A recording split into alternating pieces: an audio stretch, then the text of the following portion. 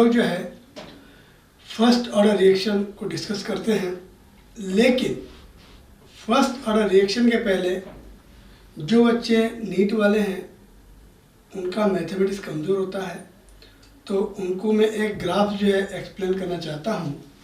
जैसे मान लीजिए आप लोगों ने पढ़ा होगा कि linear equation of two variable, जैसे 2x plus Y equal to 7, ऐसा कोई जो है इक्वेशन है। इसका जब ग्राफ बनाते हैं अपन तो ऐसा कुछ ग्राफ आता है, ठीक। ये ग्राफ क्या है? एक लाइन है, लाइन, स्ट्रेट लाइन बोलते हैं, लाइन है ना, स्ट्रेट लाइन बोल सकते हैं, ठीक है। तो यहाँ पर ये x अपना एक वेरिएबल होता है, y भी अपना वेरिएबल होता है, इनकी पावर यहाँ पर 1 है, x की पावर भी 1 है और y की पावर भी 1 है, ठीक है। ऐसे ही अपना जो है y equal to mx plus c भी एक इक्वेशन होता है, जब y वेरिएबल है पावर 1, x भी वेरिएबल है इसकी पावर भी 1 है, ठीक है। तो यहाँ पर इसका इक्वेशन बनाते हैं अपन लोग, ये x एक्सिस होता है, ये y एक्सिस होता है, और जो इसका ग्राफ बनाते हैं तो इसका ग्राफ इस टाइप से लेते हैं। ये y एक्सिस है, ये अपना ओरिजिन होता है, इसे बोलते हैं c, that is intercept, c intercept बोलते हैं इसको, ठीक। और ये जो लाइन मिली है, इस लाइन का जो x एक्सिस के साथ जो एंगल है, ये एंगल अगर थीटा लेते हैं तो जो x का मल्टीपल है, जिसे हम लोग m बोलते हैं, इसको स्लोप कहते हैं, और ये होता है tan थीटा, जो परपेंडिकुलर अपॉन बेस होता है। इस ट्राइंगल, देखिए आपको एक ट्राइंगल दिख रहा होगा, इस ट्राइंगल के लिए ये परपेंडिकुलर है और ये बेस है, इन दोनों का रेशियो जो होता है उसे हम लोग tan थीटा या स्लोप या m कहते हैं, ठीक है। और ये जो m होता है ये x का मल्टीपल होता है। इस इक्वेशन के अंदर लेफ्ट हैंड साइड पर, इस side only y is present only, ठीक है। अब यहाँ पर मैंने दो ग्राफ बनाए हैं, एक ग्राफ ऐसे ऊपर जा रहा है तो इसका m पॉजिटिव है, m यहाँ पे प्लस m है, लेकिन इसका m क्या होगा? माइनस m होगा। कैसे? देखिए, y के लिए निकालिए, प्लस का 2x इक्वल हो जाएगा, क्या हो जाएगा? माइनस 2x हो जाएगा। तो कंपेयर करें y equal to mx plus c से, तो m कितना हो रहा है? निगेटिव आ रहा है, m क्या आ रहा है? -2 आ रहा है, तो यहाँ पर m क्या हो गया? निगेटिव। तो निगेटिव होगा तो नीचे आएगा स्लोप, और m पॉजिटिव होगा तो ऊपर जाएगा। Keep in mind. एक कंडीशन और होती है, ये जो यहाँ से ऊपर तक है इसे बोलते हैं intercept, that is a part of y axis. ये y एक्सिस का पार्ट होता है, ओरिजिन से ऊपर जा सकता है, ओरिजिन से नीचे जा सकता है, ठीक। इसे कहते हैं इंटरसेप्ट, ठीक है। चलिए, अगर मैं यहाँ पर c को 0 ले लेता हूँ तो इंटरसेप्ट कितना होगा? 0। तो आपका ग्राफ कहाँ से जाएगा? ओरिजिन से, ऐसा। तो इसमें c कितना है? c क्या होता है? y एक्सिस पे कटा हुआ हिस्सा। यहाँ पर c कितना है? c 0। तो ये जो इक्वेशन होती है, ये जो लाइन है, ये अपनी y equal to mx, y variable, x variable, और कांस्टेंट बिना x वाली और बिना y वाली टर्म, जिसे हम कांस्टेंट बोलते हैं। इसमें कांस्टेंट नहीं है, ये ऐसी इक्वेशन जो है ओरिजिन से हो जाती है। तो ये तीनों बातें ध्यान रखिएगा, क्योंकि ये ग्राफ आपके कई जगह काम में आने वाले हैं केमिस्ट्री के अंदर, ठीक है। चलिए, तो थोड़ा सा हम लोग आगे चलते हैं। फर्स्ट ऑर्डर रिएक्शन, वहाँ पे बहुत सारे ग्राफ बनेंगे, इसलिए मैंने पहले आपको ग्राफ बता दिए है ना। चलिए,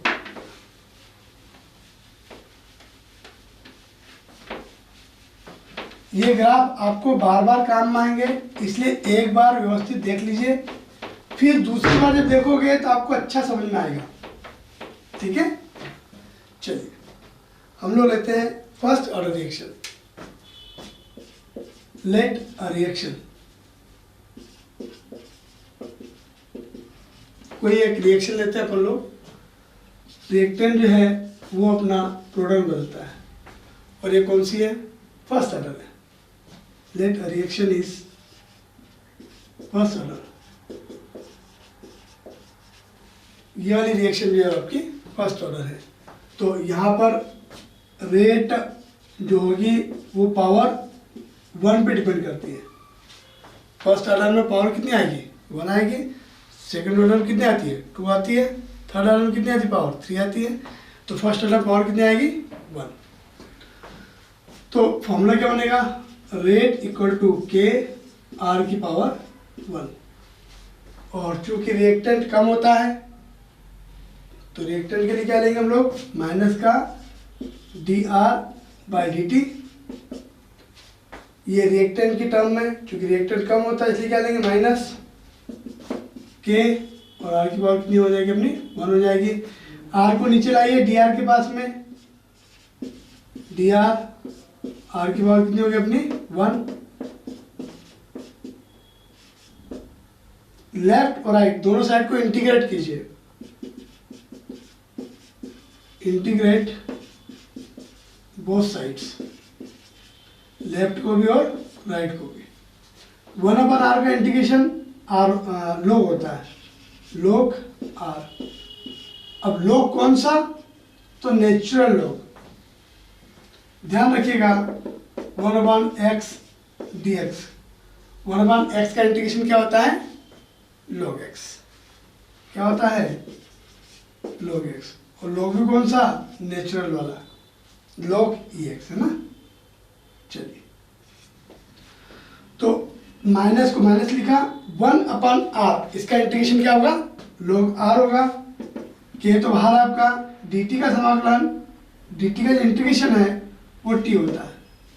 ठीक, और जैसे इंटीग्रेशन हटा एक कांस्टेंट लगता है जिसे हम लोग इंटीग्रेशन कांस्टेंट कहते हैं।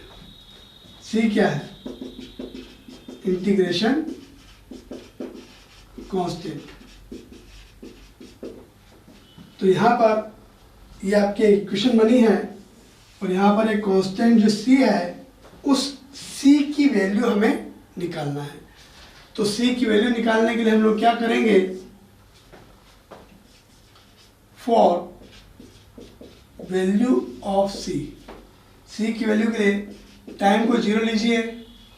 टाइम 0 मतलब इनिशियल, शुरुआत में इनिशियल क्या होगा। और जो इनिशियल कंसंट्रेशन लेंगे अपन लोग रिएक्टेंट का, उसको लेंगे R0। देखिए ये जो रेट है वो R की पावर 1 पे डिपेंड कर रही है। इसमें टाइम t हो चुका है। t टाइम के बाद जो है रिएक्टेंट इतना है, और उस समय कुछ समय बाद, t समय बाद यूँ कह सकते हैं, उस समय पर हमने क्या किया? यहाँ पर रेट निकाली है ना। और यहाँ पर हमने चूंकि c की वैल्यू निकालना है अपने को, तो इस इक्वेशन को हमने अप्लाई किया इनिशियल। टाइम 0 लेंगे तो जो कंसंट्रेशन ऑफ रिएक्टेंट है उसको हम नया वैल्यू नाम देते हैं R0। ठीक है, शुरुआत में कितना लेंगे अपन लोग? R0 मान लेते हैं कि मान लिया अपनों ने, let you consider the initial concentration of reactant is R0 and the time is 0। इन दोनों वैल्यू को हम लोग यहाँ पर पुट करते हैं। माइनस log r को क्या लिखेंगे? R0। कंसंट्रेशन को R0 लिखिए क्योंकि हम टाइम को 0 अप्लाई कर रहे हैं। टाइम को 0 लिया, ये तो 0 हो गया। क्या वैल्यू है अपनी? log R0 आया। इस वैल्यू को हम लोग क्या करेंगे? अप्लाई करेंगे इक्वेशन के अंदर। इस वैल्यू को पुट कीजिए यहाँ पर, तो क्या हो जाएगा? इक्वेशन 1 के अंदर माइनस log e r के टी ऐसे लिखा, प्लस सी, सी की वैल्यू कितनी लिखेंगे हम लोग, minus log R naught, minus C, C की वैल्यू कितनी लिखेंगे, सी की वैल्यू लिखेंगे minus log R naught, minus log R naught. ये इक्वेशन भी आपको याद रखना है, ठीक। इस माइनस की वैल्यू को लाइए इधर, प्लस की हो जाएगी, ये माइनस की वैल्यू इधर लाएंगे आएगी, प्लस की हो जाएगी। इसको इस तरह से लिख रहा हूं मैं, ठीक है।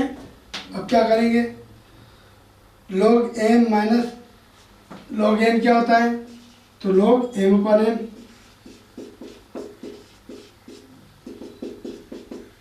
ध्यान रखिए यहाँ पे log e चल रहा है जिसे हम लोग नेचुरल log कहते हैं, ये इक्वेशन भी याद रखना है, ठीक है।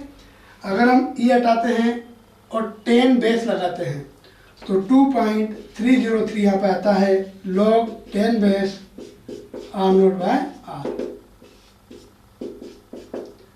ये इक्वेशंस आपको याद रखना है, ठीक है।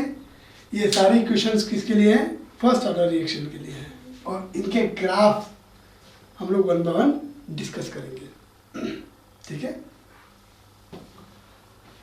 यहाँ पर आर नोट क्या है, इनिशियल कंसंट्रेशन, आर क्या है, टी टाइम के बाद कंसंट्रेशन, के अपना rate constant, T time taken, ठीक है। बाकी सब सेम है अपना, कोई दिक्कत नहीं। इन क्वेश्चंस के ऊपर, इन फॉर्मूले के ऊपर जो है न्यूमेरिकल क्वेश्चन बनते हैं और एग्जाम के व्यू से बहुत ही इम्पोर्टेंट है, ठीक है।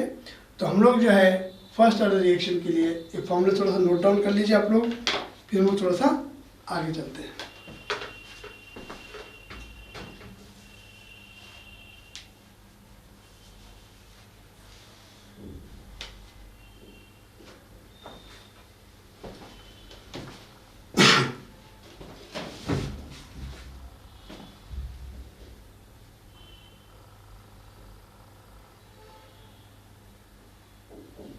चलिए थोड़ा सा आगे चलते हैं अपन।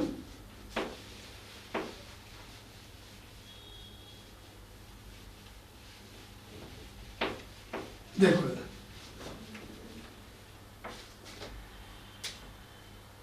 ये आपका फर्स्ट ऑर्डर रिएक्शन होता है, ठीक। y equal to M X, आ गया ग्राफ आपका, ग्राफ आ गया। क्या हुआ, रेट को लिया y एक्सिस पर और कंसंट्रेशन की पावर 1 लेंगे x एक्सिस पर, और इंटरसेप्ट कितना आएगा, 0। y equal to M X, C कितना है पर, सी तो 0 है, और सी 0 वाला ग्राफ कहाँ से आएगा, ओरिजिन से आएगा, ये लो, और एम के साथ का पॉजिटिव है, ठीक है ना। तो हम लोग क्या करते हैं, इसको ये ग्राफ बना दिया आपका, x एक्सिस पे लिया हम लोगों ने r की power 1 power, keep in mind first order के लिए 1 पावर लेना होगी, ठीक है। r की पावर 1, रेट को कहाँ लेंगे अपन लोग, y एक्सिस पर, m कितना आएगा, k,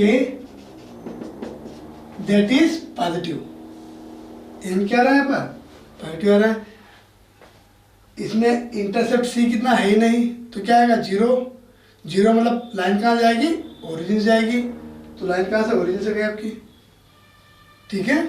तो ये आपका फर्स्ट ऑर्डर का ग्राफ हुआ इस इक्वेशन के अकॉर्डिंग, ये ग्राफ पे फर्स्ट ऑर्डर का, कीप इन माइंड, एग्जाम में पूछते हैं ऐसा, है ना।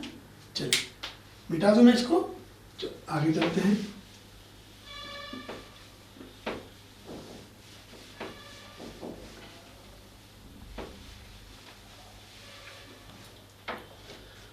चलिए अब हम लोग क्या करते हैं, इसका ग्राफ बनाते हैं, minus log E R K T minus log E R naught, minus log E R K T minus log E R naught. देखो ये फर्स्ट ऑर्डर रिएक्शन के लिए ही है, इस माइनस साइन का उधर भेजो, माइनस माइनस माइनस सब जगह माइनस का इंटू करो तो प्लस हो जाएगा, ये प्लस, माइनस वाला प्लस, प्लस वाला क्या हो जाएगा माइनस, और माइनस वाला क्या हो जाएगा प्लस, ठीक है। चलो y equal to M X plus C से कंपेयर करो तो c कितना हो गया, log आर नॉट, n कितना हो गया माइनस के, क्या आपको बात समझ में आ रही, और y एक्सिस इसको लेंगे अपन लोग log ई आर, इसे नेचुरल लॉग भी कहते हैं, इसे ln भी लिखते हैं, कहीं एनसीईआरटी बुक में लिखा हुआ है ln, ठीक है। ln मतलब log e होता है, ठीक है। इसको y एक्सिस पे लिया, टाइम को x एक्सिस पे लेते हैं, ठीक है, ये टाइम है ना, टाइम को पहले x एक्सिस पे लिया, इंटरसेप्ट कितना है log e r नॉट, ये इंटरसेप्ट होता है, c क्या होता है y एक्सिस पे कटा हुआ इंटरसेप्ट पार्ट, तो ये कितना है, ये y एक्सिस है, मान लो इसको क्या बोलेंगे अपन लोग log e r नॉट, और स्लोप कैसा है निगेटिव, तो नीचे की तरफ आएगा, पॉजिटिव तो ऊपर जाता और निगेटिव तो नीचे आएगा, तो ये वाला भी जो है इसका स्लोप जो है ये भी आपका क्या है फर्स्ट ऑर्डर का ग्राफ है। यहाँ पर मैं आपको बता दूं, अगर आपको ये वाला इक्वेशन दे दिया जाए कि इधर log जो है r लिया है और टाइम लिया है तो स्लोप नीचे आएगा। इस ग्राफ को बता दूं मैं, ये ग्राफ अगर गलत देना हो तो ऊपर दे सकते हैं, इस ग्राफ को ओरिजिन से शुरू कर सकते हैं तो गलत है वो, तो ये बात अपने को ध्यान रखना है। कहाँ से चल रहा है अपन लोग, ये इक्वेशन बनी है उसी से चल रहा है अपन, ठीक है। चलिए और आगे चलते हैं।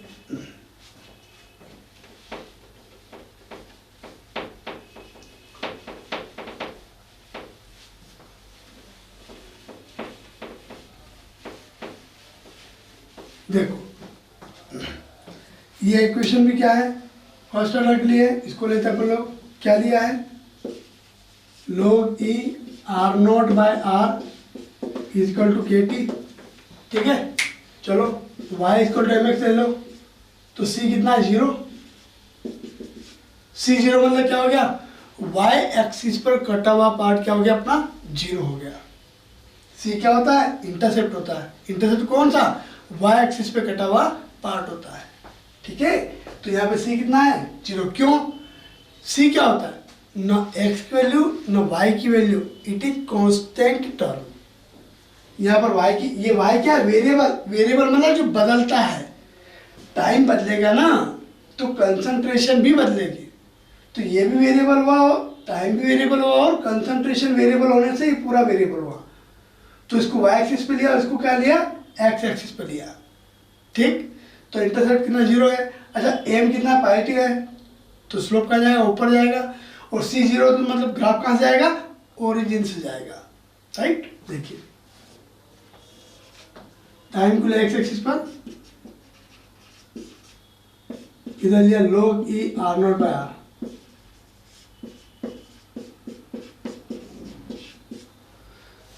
c 0 यहाँ से ग्राफ जाएगा, पॉजिटिव स्लोप है ऊपर की ओर जाएगा, that is the graph for the first order reaction. पहले वाला ग्राफ नीचे की तरफ आ रहा था, ये वाला ग्राफ ओरिजिन से होते हुए ऊपर जा रहा है। वेरिएशन समझ में आ रहा है आपको, तो ये बात आप लोगों को ध्यान रखना है। ये लोग जो नेचुरल था, ठीक, अगर 10 बेस वाला लेना हो तो यहाँ क्या आ जाएगा 2.303 आ जाएगा, क्या आपको समझ में आ रही है मेरी बात, कितना आ जाएगा 2.303, ये ग्राफ ध्यान रखिएगा। चलिए इसी का एक और हम ग्राफ बना लेते हैं, देखो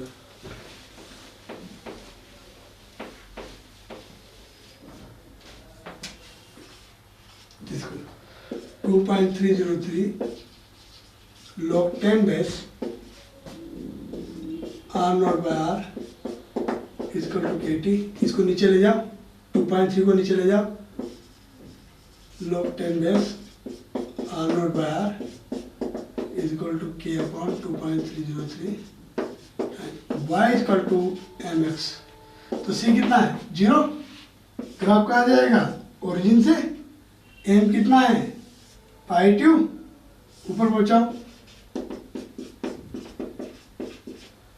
एक्स एक्सिस पे किसको लिया, टाइम को, और वाई एक्सिस पे क्या लिया, log 10 base R naught by R. Slope भी पूछ सकते हैं, कौन सा ग्राफ फर्स्ट ऑर्डर का है कौन सा नहीं है वो भी पूछ सकते हैं। ये सारी बात हम लोग याद रखना है फर्स्ट ऑर्डर रिएक्शन के लिए, है ना। उसमें रेट कांस्टेंट निकाल सकते हैं, टाइम किया हुआ है, कंसंट्रेशन भी निकाल सकते हैं, ठीक है। That is for the first order reaction. Okay, चलिए हम आगे चलें। इसी में हम लोग चलते हैं थोड़ा सा हाफ लाइफ टाइम, और फिर हम लोग इनको दोनों को मिलाकर क्या करेंगे, क्वेश्चन को हम लोग सॉल्व करेंगे। ओके, चलिए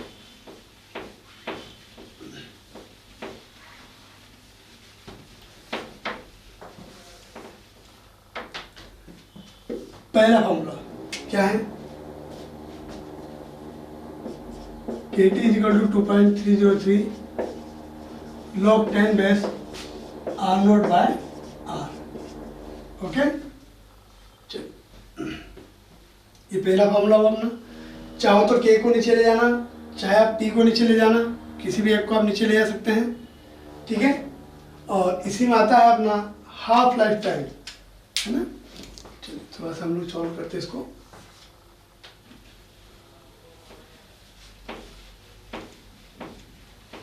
क्या आपको फर्स्ट ऑर्डर रिएक्शन के लिए फॉर्मूला याद है हाफ लाइफ टाइम का? हाफ लाइफ टाइम का फॉर्मूला याद है आपको?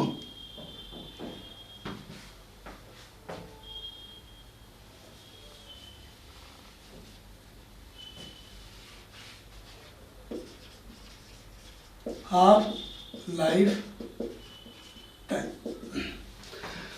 ऐसा समय जिसमें हाफ रिएक्शन कंप्लीट हो जाती है, उसे वे क्या बोलते हैं, हाफ लाइफ टाइम कहते हैं। समय ऐसा टाइम, इतना टाइम जिसके अंदर हाफ रिएक्शन कंप्लीट हो जाती है, रिएक्टेंट जितना लेंगे उसका हाफ बच जाता है। रिएक्टेंट कितना बचेगा, हाफ, किसका, इनिशियल का। हाफ लाइफ टाइम में टाइम को जो लिखते हैं वो लिखते हैं टी हाफ, ठीक। और जो रिमेनिंग कंसंट्रेशन है वो इनिशियल का हाफ होता है। आर क्या होता है, रिमेनिंग, कितना बच जाएगा, हाफ लाइफ टाइम में कितना होगा।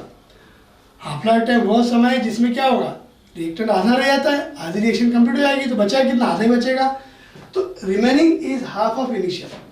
इन दोनों वैल्यू को पुट कीजिए यहाँ पर, तो फॉर्मूला क्या बनेगा, टी को तो लिखा T half 2.303 log 10 base, R को क्या लिखेंगे, आर नोट बाय 2, ठीक है। इसको ऊपर ले जाओ, ये कैंसिल होगा, 1/2 पर जाए क्या हो जाएगा, 2 हो जाएगा।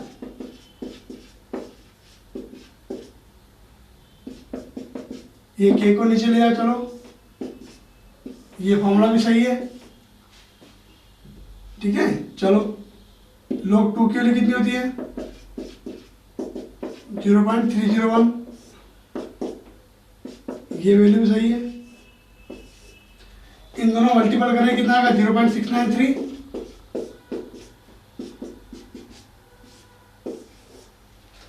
ये सारे फॉर्मूले जो है हाफ लाइफ टाइम के लिए होते हैं, फर्स्ट ऑर्डर रिएक्शन के लिए। देखिए थोड़ा ध्यान से देखिए, हाफ लाइफ टाइम की टाइम क्या होता है, हाफ लाइफ टाइम वह टाइम होता है जिसमें जो है रिएक्शन हाफ कंप्लीट हो जाती है, that is remaining concentration is half of initial. In values को यहाँ पुट कीजिए, टाइम को लिखा टी हाफ, ठीक है, और जो रिमेनिंग है उसको लिखा आर नॉट बाई 2।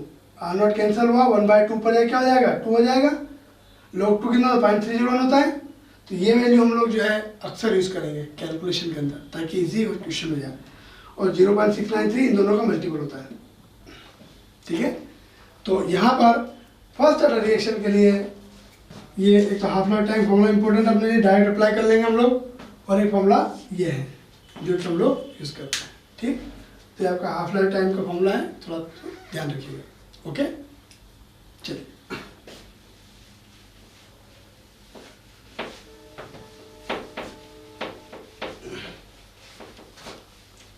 थोड़ा सा मैं आपको लॉग की वैल्यूज़ जो है लिखाना चाहूँगा, जो कि हमारे लिए बहुत ही इम्पोर्टेंट है, ठीक है। log 1 जो होता है 0 होता है, ध्यान रखिए, अपनी बुक में, एनसीईआरटी बुक में पीछे लॉग टेबल दे रखी है। वो लॉग की जो वैल्यूज़ हैं वो सारी वैल्यूज़ जो हैं लॉग के 10 बेस के ऊपर है। लॉग का जो बेस होता है वो कितना होगा, 10 होगा। ठीक है, जो भी वैल्यू, जो भी कैलकुलेशन होगी वो 10 बेस पे होगी, है ना। log 2 0.301, log 3